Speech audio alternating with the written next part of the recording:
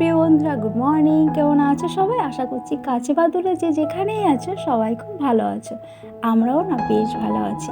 তো বড়োদেরকে অনেক প্রণাম জানিয়ে আর ছোটোদেরকে অনেক অনেক ভালোবাসা জানিয়ে আজকে একটি নতুন দিন আর নতুন সকাল শুরু করছি তোমাদেরকে সাথে নিয়ে। তো চলো ভিডিওটা এগিয়ে নিয়ে যাওয়া যাক। তো সকাল সকাল কিন্তু আনাজ সব কিছুই বাছা হয়ে গেছে, আর এদিকে কাঁচকলাটা আমি এদিকে হলুদ দিয়ে ভালো করে এভাবে একটু রগড়িয়ে কিন্তু আমি কোয়াশটা বের করে নিয়ে ধুয়ে রেখে দেবো। আর তার সাথে সাথে এদিকে কিন্তু ছোটো ওভেনটাতে মানার ভাতটাও বসিয়ে দিয়েছি, কেননা আজকে রান্নাঘরে যেতে হবে। আর তিনটে পদ আজকে রান্না হবে, সবটাই তোমাদের সাথে শেয়ার করব। তার আগে দেখে নাও মানার ভাতটা এখানে সিদ্ধ ভাত বসিয়ে দিয়েছিলাম। মানাকে যেহেতু সকাল সকাল খাওয়াতে হবে, তো সেই জন্যই। এখানে দেখো মানা ভীষণ দুষ্টুমি করছিল আর খুবই কান্না করছিল। সকাল থেকে আমাকে কাছে পায়নি, সেই একটু খাইয়েছিলাম, সেই সময় একটু কোলে নিয়েছিলাম, তো সেই জন্যই মায়ের জন্য খুবই ওর মনটা খারাপ করছিল। তাই দেখো কোলে নিয়েই কিন্তু কাজটা আমাকে করতে হচ্ছে, কেননা কোল থেকেও নামতেই চাইছে না। আর আমি জোরও করিনি, কেননা অনেকক্ষণ আমাকে পায়নি, তো সেই জন্যই। মাকে একটু সবসময় পেতে ইচ্ছে করে, সব বাচ্চাদেরই, তাই না?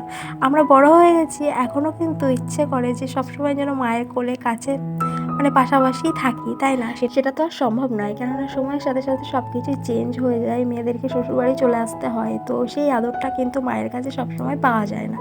তো যাই হোক, দেখো এখানে কিন্তু আমি মানাকে নিয়েই ঘরটা ঝাড় দিয়ে দিয়েছিলাম। আর ঘরটা মোছা মানে আমার যেহেতু সিজারের যে ইঞ্জেকশনের যন্ত্রণাটা পিঠে, কিন্তু মানে কি বলবো, প্রতিদিনই আমাকে সেইটা সহ্য করে যেতে হচ্ছে।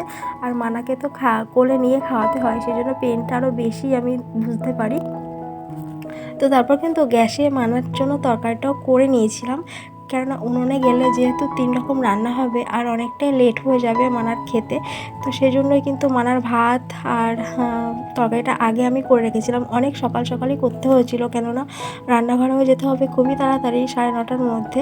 আর এখন কিন্তু ঘড়িতে প্রায় 8:30 বেজে গেছে। রান্না করার সাথে সাথে আমি কিন্তু এদিকের ঘরটাও মুছে নেব, ঝাড় দিয়ে নেব আগে, তারপর ঘরটা ভালো করে মুছে নেব, কারণ এর পরে আর মোছার টাইমটাও আমি পাবো না। আর কি বলো তো, বাসি খাবার বেশিক্ষণ ফেলে রাখতেও নেই, খাওয়া তো দূরে যাক। তো দেখো এখানে কিন্তু আমি এই যে দেওয়ালগুলো আমি মাঝে মাঝে মুছে থাকি, বাট কি বলো তো, প্রতিদিন সেই টাইমটা হয়ে ওঠে না। যেদিন আমি সময় সুযোগ পাই সেদিন কিন্তু আমি ভালো করে জায়গাটা মুছে নিই। তো যাই হোক, দেখো তারপরে রান্নাঘরে চলে এসেছিলাম। অনেক কিছু মানে কাজ করতে করতে তোমাদের সাথে সেভাবে কিছু শেয়ার করাই হয়নি রান্নাঘরে আসার পরে। তো যাই হোক, দেখতেই পাচ্ছ প্রথমে একটা রান্না কিন্তু হয়ে গেছে। তারপরে এখানে পেঁপে আলু দিয়ে মাছ, যেটা কষা কষা একটা তরকারি হবে, তো সেটা এখানে প্রায় হয়ে যাওয়ার পথে। আর তারপর আজকে একটা নতুন রেসিপি করব, কখনোই আমি এই রেসিপিটা করিনি, বাট ফার্স্ট টাইম করে কিন্তু আমি ভীষণই স্যাটিসফাই হয়েছি, কারণ ভীষণ সুন্দর হয়েছিল খেতে। তোমাদের মধ্যে এখনও কি কেউ বুঝতে পেরেছো যে আমি নতুন রেসিপিটা কি করতে চলেছি? সেটা হলো মাছ দিয়ে তেঁতো। তো এই যে নিম পাতাগুলো আমি আগে একটু পেঁয়াজের সাথে ভেজে ভেজে তারপর কিন্তু একে একে বাটা মশলা, গুঁড়ো মশলা এবং লবণ হলুদ যেগুলো আর কি লাগে সব কিছু আমি একে একে দিয়ে নিয়ে আবার একটু ভালো করে কষিয়ে নেব।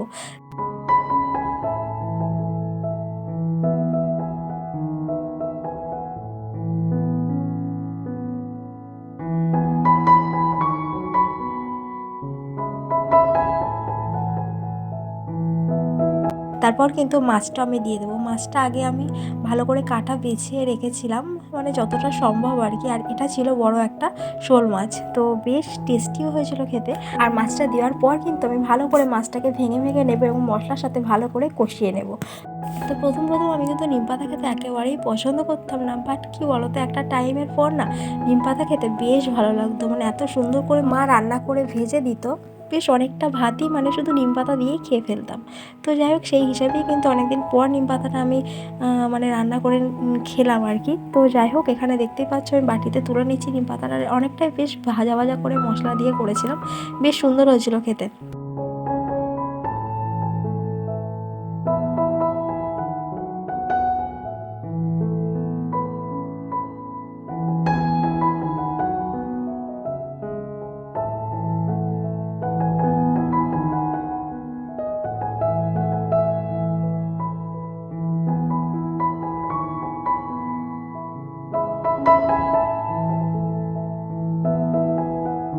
হ্যালো বন্ধুরা, গুড আফটারনুন। তো ঘুম থেকে ওঠার পর মানা দাদু দাদু করে মাথা খারাপ করে দিচ্ছিলো। দাদুভাই যেহেতু ও জলকর ঘুরতে এসছে এদিকে, তো সেজন্য ও কিন্তু দাদুভাইয়ের পিছন পিছন মানাকেও নিয়ে আসতে হয়েছে। এই যে জুসটা খাবে না বলে বায়না করছিল, তাই ভাবলাম যে মানাকে বেড়াতে নিয়ে গিয়ে যদি একটু ভুলিয়ে ভালিয়ে জুসটা খাওয়ানো যায়, তো সেই জন্যই আসা আরও।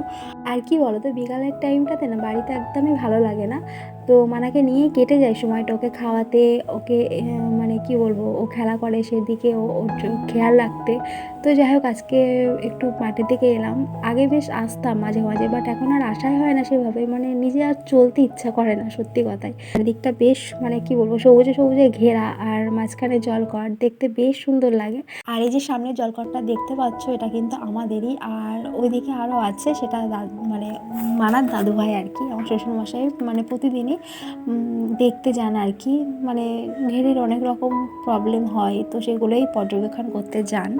তো দেখো মানা কিন্তু আমার কোলেই বসে আছে, আর কিন্তু ভীষণই মানে আনন্দ পাচ্ছে। এই দিকটাতে এলে একটু হাওয়াও আছে, বেশ ভালোও লাগে আবহাওয়াটা। তো তোমরা কিন্তু দেখতে থাকো, আর অবশ্যই কিন্তু কমেন্ট সেকশনে জানিও তোমাদের কেমন লাগলো।